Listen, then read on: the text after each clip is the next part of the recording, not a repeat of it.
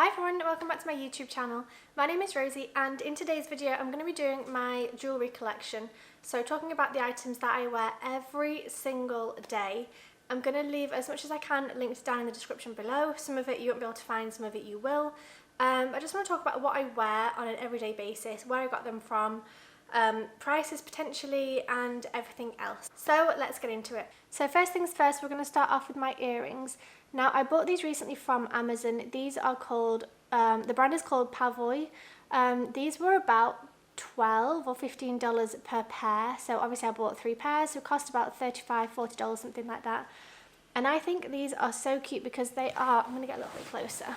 And I think these are so cute because they are gold. I think they also come in silver, but they have these fake diamonds along the front. So they're kind of glistening and sparkling, but they're not too over the top. These are my earrings of choice. I absolutely love them, honestly. And then also because they are, so I'll just take them one out, because these are huggy style like this, they fit so nicely on my ear. And in terms of going to bed and sleeping, things like that, I never feel them, you know, like with regular earrings, how they press against the back of your neck. Well, these don't do that, and they are super comfortable to wear all the time. And then also because they were so cheap, I was worried that they would be not great in terms of wearing in the shower, things like that, but I literally wear them all the time. I'm just putting that one back in again. So I literally wear these all the time. I never take them out. I wear them when I go to the beach, when I go swimming, when I do exercise, when I sleep, when I shower, all the time. And I've worn them now for probably a couple of months and they haven't tarnished at all. They're still in such amazing condition. So I'd really recommend these earrings because they're such a good affordable piece. I know that Maria Tash is like the go-to earring thing at the moment, like the trend, but her pieces are, you know, real diamonds, real gold. I think these are real gold actually, but they're, you know, hundreds of dollars, whereas these are literally, I think, about $12 to $15 per pair, like I said. So you can get that kind of stacked look for such an affordable price and so much cheaper than, you know, everywhere else. Even Astrid and Miu I've seen online, they sell for about $50 a pair. And honestly, I was really unsure about these because they're from Amazon, honestly, and because they're $15, I thought these are going to be cheap, they'll last me a couple of months and I'll be done with them and they'll, you know, break or tarnish, but actually they've been amazing and they're just so good. I actually recently bought some earrings from Amazon that were a lot more expensive. They were about $80 for 3 pairs, but they were so big and so heavy that I couldn't sleep in them because anytime I rolled over, I felt like it was pulling on my ear. They were just really heavy, whereas these are so lightweight, I can literally wear them all the time and I forget that they're there. So these, honestly, if you're looking for huggies, these are a go-to. These are like a must-have. I wish I'd bought them years ago, but I've got them now, so that's the good thing. And then going over to this side, I had my tragus pierced when I was maybe 18 and I'm now 32, so that was 14 years ago. I have changed this throughout the years. This is one that I got from Affleck's Palace in Manchester, which is like a huge kind of shopping centre with different shops inside. It's more like market stands inside rather than shops per se, but I bought this from there and I like this one because it's a really short stud. Some of them are quite long and they stick forwards or they stick backwards, but this one is literally just the right size for my ear. I just got a simple gold stud. I could have got something with, you know, diamante thing or a coloured gem, but I think this is just nice and easy and just kind of a basic one to get, really. It's nothing, you know, in your face or too dramatic or too flashy, so I like that one. I've also previously had the top of my ear pierced. I've actually had it done, I think, on both sides, but they've come out, they don't sit well with me. I never got the keloid scars, thank God, but they just always used to really hurt. So I've taken them out and I don't have them anymore. I also used to think it made my ear look bigger. I know that now it's a trend to have lots of piercings all around this area of the ear, but when I had it done, it kind of felt like it made my ear look bigger because it was drawing attention there. Anyway, so now that we're talking about previous piercings, I may as well talk to you about my other ones. So I had my tongue pierced when I was about 20 for about 2 or 3 years. I took that out when I was about 22, 23. That was horrendous. It was so sore. My tongue swelled up to my whole mouth. I couldn't eat for about a week. So that was a commitment. Yeah, it lasted about 3 years, I would say 3 or 4 years. And then I took that one out. So I had my lip pierced as well when I was about 18. Again, that lasted probably 4 years, something like that. 4 or 5 years. I enjoyed it at the time and I think it made me look emo and cool and a little bit kind of different and alternative, let's say. I did enjoy it at the time, but I really wish I hadn't got it done, because now I will always have that scar there, which I wish I didn't have a scar on my face. So if you're a youngster and you're thinking about getting your lip pierced, just think about it before you do it, because now I'm always going to have that, you know, that hole there in my skin. I also had a piercing this side, but it was a skin piercing. This came out, but I pierced it like this, if that makes sense. So there was a bar going through my skin, so there was a ball here and a ball here, like this.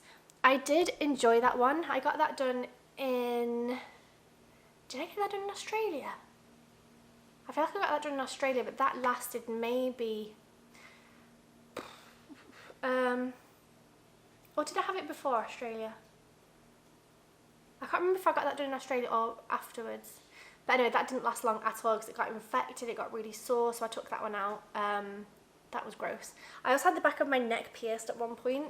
God knows why I did that, I don't know. It's weird, it seems like I was a different person.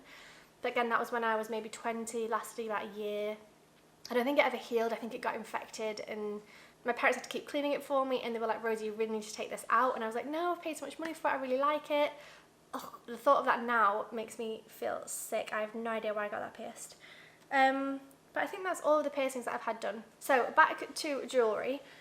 This necklace, I bought this recently. I bought this year actually, and I got this from Amazon. This was about $50, and it's from a brand called Ross Simmons. They do have their own website, but I found this via Amazon. I've tried to look for it since then, I can't find it, so I don't know if it's available on Amazon. It might be available on the Ross Simmons website. If I can find it, I'll link it below, because this is 24 karat gold. It was about $50, and it is beautiful. I love how like understated it is and how classic it is, but also how everyday it is. Like, I literally wear this all day, every day. Same with all my jewellery. Once it's on, it's on. I never take this off for swimming, for exercise, for showering, for sleeping. I keep it on all the time, and it has not tarnished at all. It still feels beautiful. Like, it's still nice, and I don't know, it's just great. Like, I was kind of expecting, because it's $50, I was kind of expecting it to tarnish a little bit or get rusty, or, you know, not be that beautiful snaky material, like kind of, you know, how smooth it is. I kind of thought it would get a little bit rusty and solid, but no, it's so nice. So I'll try and link this below, either on the Amazon or on their website, because I really recommend this necklace. I think it's beautiful, and like I said, I wear it all the time. Okay, next up, let's go with my watch. So this is a Fitbit Charge 3. I've had this for about 2 years, I think now. My husband and I decided we were going to get fit, and a good way to do that was to track, you know, how many steps you're taking, how many calories you're eating, how much you're sleeping, all these kind of things. At the beginning, we did that like full on for about a month or two. Now the only things I check is how much I've slept at night time, like if I had a good night's sleep or not, how many steps I've done, and then also I track my swimming or exercise that I do, so like how many calories I burn, things like that. But I don't check it on a regular, like, daily basis. It's just kind of every now and then I'll be like, oh, like if I wake up in the morning and I don't feel like I've slept very well, I will check and be like, oh, actually, yeah, I didn't. I only got, you know, a sleep score of 75 or whatever. So I feel like that's a good way to check if you actually have slept well or not. It's also good to keep an eye on the steps that we take per day, like I said as well. I used to be really adamant about doing 10,000 steps per day. I have not been doing that recently. Maybe I need to get back into that. And this is a really great way to see that, because it shows you on your watch how many steps you are currently doing, or how many steps you've currently done that day. And you can go back as well and compare different days. That's good. And the last thing was swimming. So we go swimming 3 times a week. We haven't been this week just because it's been non-stop raining, but generally we go swimming 3 times a week. So it's good to keep an eye on how many laps you've done and how many calories you've burned and all that good stuff. So while I'm talking about watches, I also got this Rebecca Minkoff watch from Nordstrom outlet place. I really can't think of the name. I'll put it on screen. But I got this, I think, for about $100 from maybe like $400. Like, it was pretty expensive. I remember at the time I was like, no, I really want it to treat myself. It's water resistant for 30 meters. It's stainless steel. It's just a really beautiful watch because it's gold, and it's got these nice gold little studs for 12, 3, 6 and 9. I don't wear this often, honestly. I would wear this in replace of this one if, you know, I go out for a nice meal, or if I do something nice, I kind of want to look a little bit nicer, because this is fine for everyday use, but this is not a good looking watch. Whereas I do like to wear this as a decorative piece, like as a, you know, as jewellery rather than as a watch. If we go out anywhere, it's also obviously nice to check the time, but generally I wear this as like a decoration like a bracelet almost, but I think that's a really beautiful one. And then the last thing to talk about is my rings. So I wear 4 rings all day, every day. Again, like my necklace and my earrings. Once they're on, I never take them off at all, ever, for anything. Ever. Literally, I've been scuba diving with these on. I've climbed waterfalls. I've done, you know, hiking and swimming, showering, sleeping, everything. I never take them off. So I'm just going to talk to you about these 2 first. So this first one here is one that my parents bought me. So I always used to wear a ring for my boyfriends on that finger. And in 2009, I broke up with my boyfriend of about 3 years, went travelling. That's where I met Jeremy. And then when I came back that summer, my parents and my brothers and myself went to Edinburgh for a weekend, or for a week maybe, for the Edinburgh Fringe Festival. That's hard to say. And whilst we were there, we saw this ring and I just fell in love with it. And I said to my parents, it'd be so nice to have a ring from them so that I don't have to keep changing it every time I get a new boyfriend, which sounds really silly, but I enjoyed wearing a ring there, but I didn't like having, you know, a boyfriend buy me a ring to then wear on that finger. So anyway, we left it. We didn't buy it at that time. And all we thought about once we left Edinburgh was that ring and how nice it was. We found it in like an antique shop. So it was like a vintage ring and it was lovely. Anyway, so we left Edinburgh without it, and then about a week or 2 later, my mum's friend actually went to Edinburgh for a different reason, and my mum messaged her and said, please could you buy that ring for Rosie, see if it's still there, we really want to buy it, we wish we'd bought it at the time but we didn't, whatever. So my mum's friend ended up picking it up for us and buying it for us. Obviously we paid her back, got it resized, and I've just worn it every day since. So that was in 2010, so I've had this for 10 years now, and I just love it. I think it's beautiful. So that ring has 1 sapphire in the middle and then a diamond either side. And then next to that is a ring that my grandma gave me, I think right about the same time. So I've been wearing these 2 for about 10 years together. And this is one that I think my grandma's, I think it was my grandma's second husband's first wife. That's complicated. So I think it was hers, but again, it's 3 diamonds and 2 sapphires. And I think these 2 together just look really, really beautiful. And I've just always worn them together. Yeah, I love them. They're just, these are like my home to me. So this isn't like my parents' ring, this is my grandma's ring. So these really remind me of home. So they're very sentimental to me, like more than my wedding rings maybe, which might be bad to say, but they really are. So these are like my pride and joy, wear them all the time, love them so much. And then the other 2 rings that I wear is my engagement ring and my wedding ring from Jeremy. So the wedding ring, he actually bought in Paris. So I'll leave the link to my podcast episode down in the description box because I talk a little bit about his proposal. But basically, long story short, we talked about getting married and he said to me, when I'm ready, I'll be ready. Like, I do want to marry, but I'm just not ready yet. But when I know, we'll do it. So he was working full time and working like long hours at his job. And we were going away for a weekend because we wanted to go to Paris to see Beyonce and Jay-Z in the Stade de France. So he didn't have time during the week to go and buy a ring or anything. Anyway, so we went to Paris, and on this Saturday, so we were seeing Beyonce on the Sunday, or Saturday night actually, so on the Saturday, so we got to Châtelet-Les-Halles, which is a shopping centre in Paris, and Jeremy said, okay, go shopping for an hour or so.